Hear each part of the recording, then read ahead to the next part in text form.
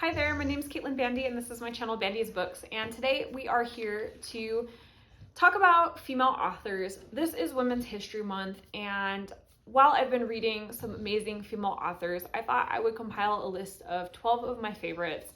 These are all authors that are more contemporary. I'm not really going to get into classic authors because, obviously we could talk about this topic for ages. So I have 12 authors for you today. They're in no particular order. What they have in common is that they have all written books that have received a significant amount of critical acclaim. I have loved at least one or two of their books, and in most cases, their body of work is very impressive. So we're gonna go ahead and jump right into it with my first author, and that's Silvia Moreno Garcia. She was born in Mexico, but currently resides in Canada. And Silvia Moreno Garcia, for me, is a particularly impressive author because not only does she write a ton of books, but she writes about different eras and different genres almost every time that she publishes a book. I have Mexican Gothic behind me somewhere, which is a Gothic horror.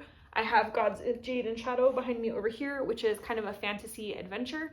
I've read Velvet Was the Night, which was a crime noir and really gritty. I've read The Daughter of Dr. Moreau, which is a retelling of a classic story. The quality of her writing is incredibly impressive, and the pace at which she releases books and still maintains that quality is even more impressive. Just since 2015, she's published 9 works of fiction, and that's not including collaborative stories where she worked on short story collections or things like that. She's one of my favorite authors, and I am continually impressed with the versatility of her writing. Silvia Moreno Garcia's most well-known book is Mexican Gothic, which is published in 2020. My favorite book is Gods of Jade and Shadow, which was published in 2019. But wherever you start in her backlist of books, I'm sure that you'll find something that will satisfy any type of reading inclination. Author number 2 is Ottessa Moshfegh. She is from the United States, and she has some very impressive works of fiction. Since 2014, she has published 7 books, and her debut novel, Eileen, was heavily praised, won a bunch of awards. In 2015, it was the finalist for the National Books Critics Circle, and it won the PEN Award. So a lot of critical acclaim for just that one particular book. Many of the books that she's released since have also found similar acclaim. One of the things that I like about Ottessa Moshfegh is that she writes kind of subversive literature. I feel that her themes question things, critique things, make you uncomfortable, make you take a hard look at reality and question the narrative, and I really like that about her work in particular. I think that her most well-known book is probably Eileen, which is her debut novel. I know a lot of people are also familiar with her book, My Year of Rest and Relaxation. I haven't read that one yet, but it is on my TBR. My favorite book of Ottessa Moshfegh so far is Lapvona. I actually have it on my bookshelves. It's one of my display books, so it's facing forward. And I particularly love this because it is such a searing critique. It is kind of a parody of things that are occurring within the world.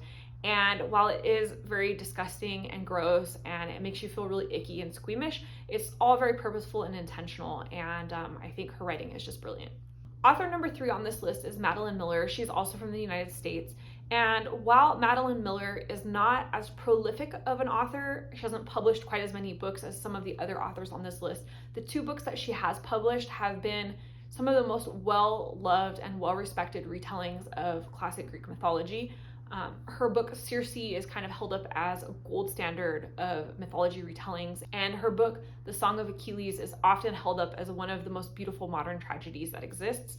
I think that she's a fantastic author. She does take, a longer time between each book, but it's worth the wait when each book is a masterwork. Her most well-known book is probably Song of Achilles, and that was her debut novel. It won the Orange Prize for Fiction in 2011 and became only the 4th ever debut novel to do so. While I love both of her novels and have read both of them and enjoyed them, I think Circe is my favorite of her 2. I love seeing a female character that's maligned in the original story kind of retell her story in a way that is possibly more authentic, more realistic to the experiences of women. Author number 4 is Louise Erdrich, and she is from the United States. She does hail from the Turtle Band of Chippewa Native Americans, and she is an extraordinarily prolific author. One of the things that I really like about Louise Erdrich and her writing is that she mixes Indigenous culture and Indigenous cultural issues with current and modern events. For example, the book The Sentence explores the COVID pandemic while also positioning it around Native characters. One of the reasons that I included Louise Erdrich on this list is because she's written a huge amount of high quality books. She has a very unique writing style. I feel like within seconds of getting into one of her books, like had I not known that she wrote it, I would be able to identify her by her writing style. And I love that she explores Native American cultural issues and Native American cultural identity. I think that that is a theme that continues through most of her stories, and it's a very unique perspective. I really enjoy that. I think her most well-known book might be The Roundhouse, which won the 2012 National Book Award. But my favorite book of hers is The Sentence. It was released a couple years ago, and it was one of the first books that I read that dealt with the after effects of the COVID pandemic. And it was just so unique and interesting how she treated that particular subject matter, especially because people were still literally living in the pandemic. Things were still on lockdown when I read it. And it's a beautiful book. Author number 5 is Nguyen Phan Ke Mai, and she comes from Vietnam. She's published like 10 works in total between Vietnamese and English. She has several poetry collections and works of fiction, and she's won a huge amount of honors in her home country of Vietnam. Her most well-known novel, The Mountains Sing, was heavily praised. In fact, so heavily that I actually am just going to read you a list because I can't remember all of these. It was the runner-up for the 2021 Dayton Literary Peace Prize, the 2020 winner of the Book Browse Best Debut Award, the 2021 International Book Award winner, the 2021 Penn Oakland / Joseph Miles Literary Award winner, the 2020 Lannan Literary Award Fellowship for Fiction winner. And she's just dropped her second book, Dust Child, which is more of a literary fiction and follows multiple different characters, some that live in Vietnam, some that are returning to Vietnam to deal with their war trauma. And it seems like it's going to be amazing. It's one of my most anticipated reads this year. 10 published works across 2 different languages and a whole bucket full of awards makes a great author, in my opinion. Author number 6 is Mbolo Mbue. She's originally from Cameroon, but she currently resides in the United States. So Mbolo Mbue is probably the newest author on my list. She only has 2 works that are published. They're relatively recent in comparison to some of the other authors on this list, but both works of hers are books that I have loved dearly, that covered topics that are important to me and covered them in a way that I felt was really important. And so when I was considering people to put on this list, I feel like she shows so much promise for what she's going to write in the future. The topics that she comes up with, the way that she discusses them, I have no doubt in my mind that she is going to continue to write extraordinary books. Her most well-known novel is Behold the Dreamers, which was a 2016 winner for the Penn Faulkner Award for Fiction. So you've probably heard me rant about Behold the Dreamers before and how impactful it was for me and how I felt like it was so relevant because it talks about immigration and the struggles of immigration here in the United States in such a factual and relevant way. And so you might think that that's my favorite of her books. And I really, really love it deeply. It was definitely one of my top books last year. But I actually read her other book, How Beautiful We Were, before I read Behold the Dreamers. And that was such an impactful book for me. I have both books on my bookshelf. I think How Beautiful We Were is actually at my mom's house because it's one of the books she wanted to borrow. But that one deals with a fictional village in Africa that is being affected by gas exploration and gas drilling. And it was a topic that was covered beautifully. The book provoked a lot of empathy and made me actually go and do some research about situations like this that are occurring in reality. And it's just such a magnificent book. I don't shout about it enough because I read it several years back, but it's probably my favorite of her too. Author number 7 is Lauren Groff, and she's from the USA. So far, she's published 6 works of fiction, and I appreciate her because she also writes in a very diverse way. Each of her books is about different subjects, different eras, different styles. She's really, really creative. I think her most well-known book is likely Fates and Furies, which was published in 2015. But my favorite book of hers is Matrix, which was her most recent publication. Matrix was a nominee for the Andrew Carnegie Medal for Fiction and a finalist for the National Book Award. It's such a spectacular tale. It made a subject that seemed kind of drab and boring to me come to life, and it became one of my favorites last year. If you haven't checked out Matrix, I definitely recommend it. I actually have Fates and Furies on my TBR for this particular month, and I've been really enjoying exploring Lauren Groff's writing. Author number 8 is a very international author. Her name is Elif Shafak, and she was originally born in France, grew up in Turkey, and currently resides in the UK. And Elif Shafak is one of the most prolific authors on this list. She currently has 19 books published, and it's even more remarkable when you consider the quality of her writing. One thing I really respect about Elif Shafak is her book, The Bastard of Istanbul, was the first book in Turkey to address the Armenian genocide, something that to this day the Turkish government still denies, and she was actually in legal trouble over this book. Shafak was charged with insulting Turkishness in 2006, a crime that has an up to 3-year in jail sentence if you're convicted. Eventually this was dismissed, and this book has become a pretty well-known book for her. But this is the only author I know of on this list that's had an actual court case over the content of one of her books, and I think that's pretty badass. She has a lot of really well-known books. I think one that I feel is pretty well-known is 10 minutes, 38 seconds in this strange world, but I think The Bastards of Istanbul is also pretty well-known. I think my favorite of hers so far is The Island of Missing Trees, but that might just be because it's the most fresh in my mind. I only read it like last year, and some of the other books that I've read by her, I read a long time ago. Number 9 is N.K. Jemisin, and she is from the United States. N.K. Jemisin is possibly the most prolific science fiction writer of all time, and she's also one of the most heavily honored and awarded science fiction writers of all time. She has done things with science fiction awards that no other author has done, and her work speaks volumes. Her groundbreaking series, The Broken Earth trilogy, became the first book series to win a Hugo Award for every single installment. And that's not even talking about the nebulas and the locusts that she's won. She even received a MacArthur's Fellows Genius Grant in 2020.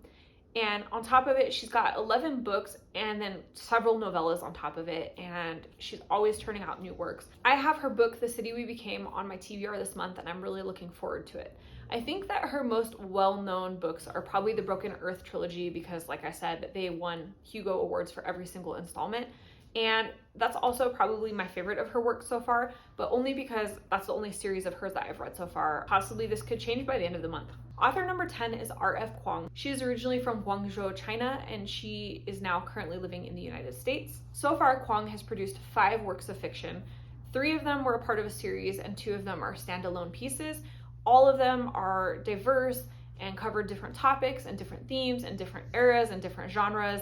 It is amazing to see authors that are capable of going and writing in one bracket for one book and then jumping to something completely different for the next book and something different from the book after that. She originally gained popularity and recognition for her trilogy, The Poppy Wars, which is a fantasy inspired by the Second Sino-Japanese War, and it talks a lot about opium distribution with a fantasy spin, and it was a fantastic series.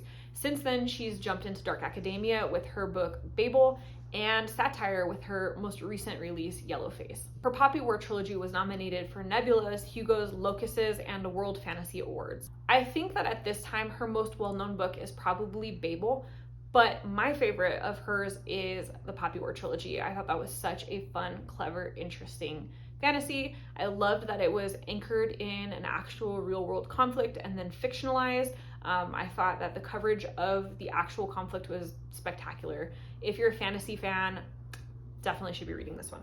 Author number 11 is Maggie O'Farrell. Maggie O'Farrell was born in Ireland and then grew up between Wales and Scotland and currently now resides in Scotland. She's published several nonfiction and several fiction, and most of her books have received some amount of critical acclaim. I have only read a small portion of her works, but the quality so far is remarkable, and I'm definitely going to be working my way through her backlist. I particularly like the way that she looks at historical people and historical events. Her book Hamnet was my first introduction to that, and it was kind of a look at Shakespeare via the eyes of his wife. I didn't actually expect to love it going in, and it's definitely my favorite of her publications so far. I think it's also probably her most well-recognized work. That said, I have the marriage portrait on my TBR this month, and I'm really looking forward to jumping into this. I know that this is going to get into, I believe, Italian nobles and a murder of one of them, I think. And just to kind of give you an idea of the acclaim that she's received, her book Hamnet, I also am going to have to read the list of awards from the page because I can't remember all of them. So From 2020 to 2021, she won a National Book Critics Circle Award for Fiction, a Women's Prize, and was longlisted for the Andrew Carnegie's Medal for Excellence.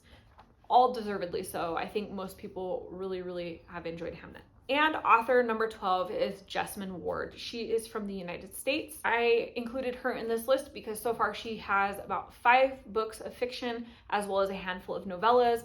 Everything that she publishes seems to win awards, and that's because she has this very unique way of writing. She has kind of this like gothic southern style, and it's just so haunting and mesmerizing and gritty, and it just punches you in the gut. The emotional impact of her writing is superb. I think her most well-known work is probably Salvage the Bones, which won the 2011 National Book Award. But my favorite so far is Sing Unburied Sing, which won the 2017 National Book Award. So she's a repeat National Book Award winner. So that's it. Those are my 12 female authors that I think you should be reading for Women's History Month. I think you should be reading them throughout the year, in fact, not just in this month alone. If you haven't explored all of these authors, each of them is remarkable and unique and different. I tried to cover authors with a variety of genres and not just stick to one style of writing. So I think that there's something for everybody on this list, and I hope that if there's anyone you haven't checked out, that you will give them a try and see if you like them as well. Of course, this list is subjective. These are only authors that I really enjoy. It doesn't mean that there's not other authors that don't deserve to be on a list like this. I honestly could have made a list of 100 authors if I'd really had the time to sit down and I wanted to record like a 6-hour video. But these are 12 authors that I've been reading a lot recently. I really like, I want to hit their backlists, and I would encourage other people to read. So, you know, no hate if there's an author here that you don't particularly vibe with, or an author that you really love that you thought should have been on this list. This is only my personal opinion. And with that said, if you like this video, hit the thumbs up, comment down below, and let me know who your favorite female author is. You could let me know one, you could let me know a bunch. I'm here for it all. I'll take all the recommendations. And if you're not already subscribed to this channel, you know what to do. Hit the subscribe button down below, as well as the notification bell, so that you never miss a video and we can see each other again soon. Thanks so much for joining. Bye.